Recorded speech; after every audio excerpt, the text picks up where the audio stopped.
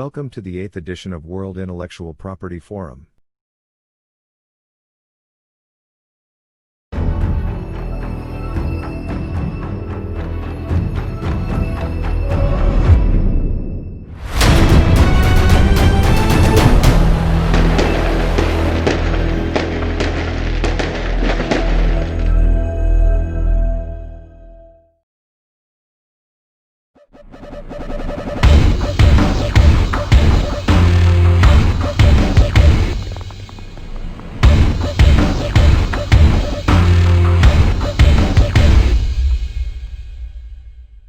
Good morning, friends.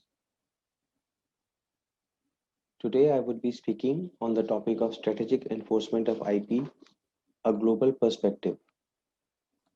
I would like to thank World IP Forum for giving me the opportunity to share my views on the strategic perspective of IP. Now, why do we need an IP strategy in place? It is to keep us up to date with the dynamic, changing pharmaceutical field or the field in which you are associated with. It gives you a competitive edge against your own competitors.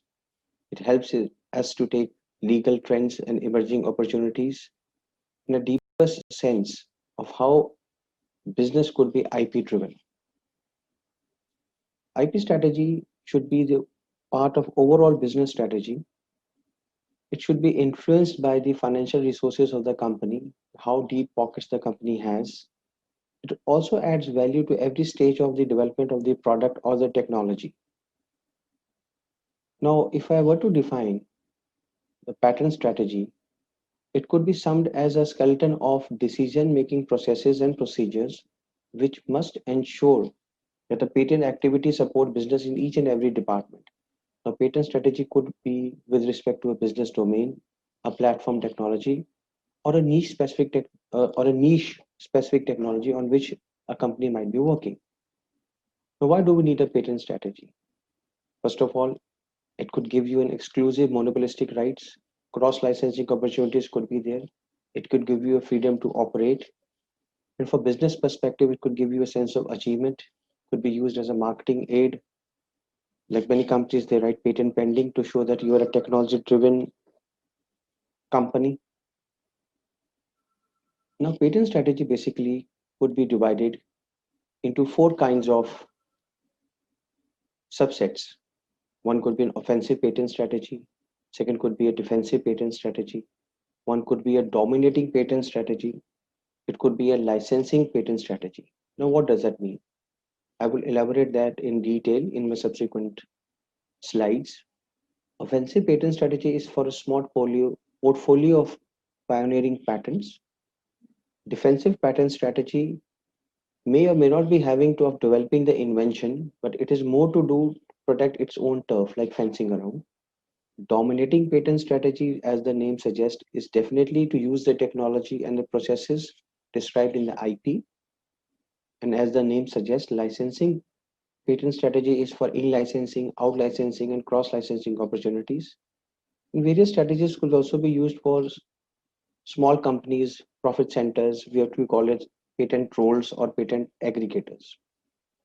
So what is a offensive patent strategy? It's a small portfolio of pioneering patents basically for the small and mid-segment companies which don't have deep budgets. It can help you to get into licensing, merger and acquisitions, like atorvastatin was a Warner Lambert molecule and Pfizer took over. You need to spend reasonable cost on the strategy, and of course, due diligence and marketing is a must. Defensive patent strategy. As the name suggests, it is for the large portfolio of patents. It is for medium to large size companies, a high cost to follow, and of course, it leads to the competitor and generic designing around due to large IP portfolio. Basically, it also adds to the fencing around of the existing portfolio and the patent technology on which you are working. Again, it can lead to cross-licensing avenues for market entry as well. It could be for as far as the patent protection is concerned, international patent strategy. It could be filing your own patents either by a PCT or a convention route, depending on a market of interest. IP and business have to be in hand in glove. IP cannot be sitting as a white elephant in the room. It should add value, tangible value to the business of the company. You should do cost benefit analysis of the IP. You should have a strategic approach to select the countries of interest for doing business. Vis-a-vis, those patents only should be filed in those countries of interest so as to maximize the value and the potential of IP. So that was about creating the potential, cross-licensing, having a strategy in place. Now the enforcement part of it. That is getting away from infringements and to make sure that you enforce your IP. For effective IP monitoring, what you have to do is check your competitors' activity, identify possible infringements so that you can do having a good IP due diligence team in place. It could be in-house, where you can do a periodic due diligence of all the technology areas in which you are working to see whether any other company or any other entity is working or not. Once you identify that, so the IP infringement strategy, again, I could say could be based on the offensive strategy by the innovators or the actions and a defensive strategy by the brands. Now, innovators basically are the brands, they go with the most commonly known as preliminary injunction, or we call it as a restraining order, wherein you are no longer allowed to function commercially. It's like a stay order, what we have in civil matters. It is very prevalent in India and in US. In UK also there is a parallel terminology, we call it as Anton Pillar order. Now Anton Pillar order is a search and seize order, like a seize and desist. It is derived from British and British derived legal systems. Anton Pillar order is where the court gives you an ex parte order for, without prior warning to the defendant, to search the premises and seize the incriminating evidence. It also prevents the alleged infringer for destroying the evidence. It is basically used for trademark and copyright issues. Now, Anton Pillar order, of course, it doesn't give a chance to the accused party to be heard of. And that is why it is issued exceptionally.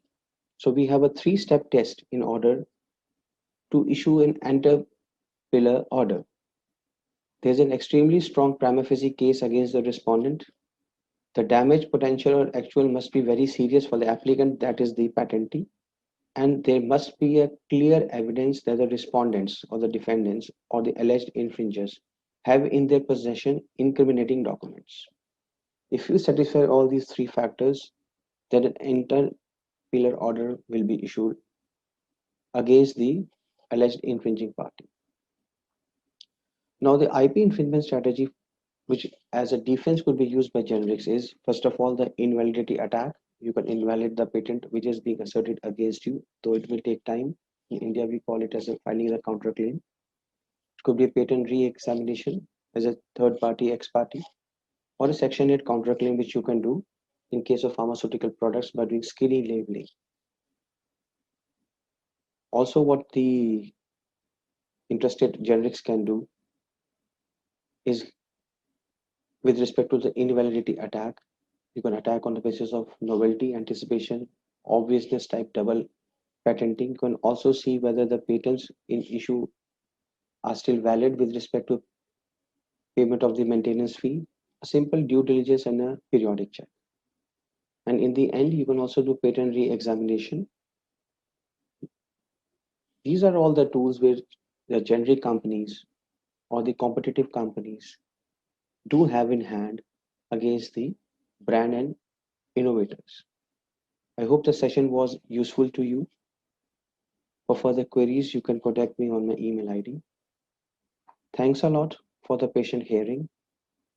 Goodbye, take care, and stay safe.